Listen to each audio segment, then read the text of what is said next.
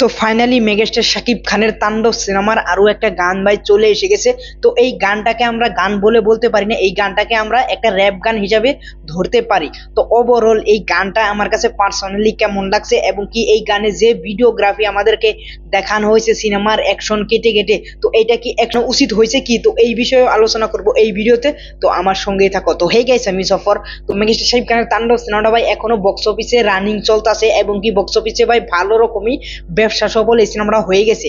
তো প্রায় 10 কোটির উপরে এই সিনেমাটা বক্স অফিস কালেকশন ভাই অলরেডি করে ফেলেছে। আজকে 23 দিন হয় ভাই রানিং চলতেছে। তো এই সিনেমাটা 7 দিনের মাথায় যদি পাইরেসি না হয়তো এই সিনেমাটা ভাই কি জানি আজকে 15 কোটি টাকার উপরেও বক্স অফিস কালেকশন করে ফেলতো। কারণ এই সিনেমাটাকে ভাই ওভারটেক করেছে উৎসব নামের একটা সিনেমা, যেখানে ভাই চঞ্চল চৌধুরী মেন লিডে আছে। তো ওই সিনেমাটা এই সিনেমাকে এখন ভাই বক্স অফিস কালেকশনে ভাই বিট করে যাচ্ছে দিনকে দিন।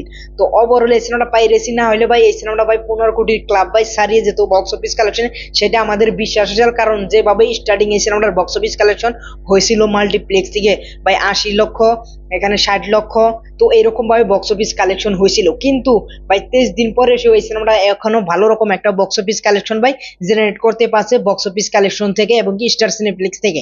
তো ওভারঅল এটা ভাই বক্স অফিসে ভাই এখন সুপার হিট রানিং চলতেছে। তো এটার বক্স অফিসে চলাকালীন এটার গান ভাই একটা রিলিজ হয়ে গেল। তো এই গানটা নাম হলো ভাই জ্বলন্ত আগুন। তো এই জ্বলন্ত আগুনে যেটা আমাদের এই র্যাপ গান দেখানো হয়েছে, তো এই র্যাপ গানটা ভাই সিনেমার একটা মাঝখানে ব্যাকগ্রাউন্ড মিউজিক হিসেবে ব্যবহার করা হয়েছে এবং কি এটা ভাই দেখতে ইন্টারেস্টিং, যেরকম এখন বর্তমান শুনে যেটুকু ইন্টারেস্টিং তোমাদেরকে লাগতাছে এবং কি যেভাবে সিনেমায় টেক্সট প্লেস করছে, সিনেমায় যখন তোমরা দেখবে এই গানটা ব্যাকগ্রাউন্ড মিউজিকে বেজে ওঠে মেগাস্টার শাকিব খানের পারফরমেন্স, তখন তোমাদের একটা ঘুষবাম এসে পড়বে। তো এই গানটা ভাই এতটা ইউনিক ভাবে সিনেমায় ব্যবহার করা হয়েছে, কিন্তু নর্মালি তোমরা যখন শুনবে তোমাদের কিন্তু ঘুষবাম আসবে না। কিন্তু যখন মেগাস্টার শাকিব খান এটা পারফরমেন্স করবেন সিনেমার টেক্সট প্লেসে জায়গায় জায়গায় ব্যাকগ্রাউন্ড মিউজিক হিসেবে এটা ব্যবহার করা হয়, তো সেইখানে ভাই একটা ঘুষবাম চলে আসে।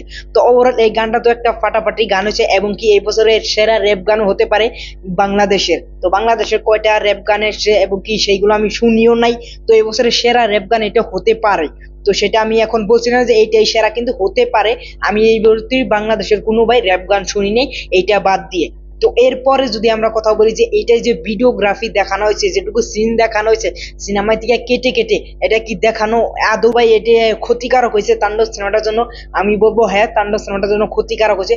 ফোরকাস্টে আমরা কিছু কিছু ফুটেজ দেখতে পারছিলাম, যেটা জেল সিকোয়েন্সে একটা ফায়ার সিকোয়েন্স আছে, সেটা ভাই সিনেমার সাথে দেখলে ভাই একটা গুজবাম চলে আসে।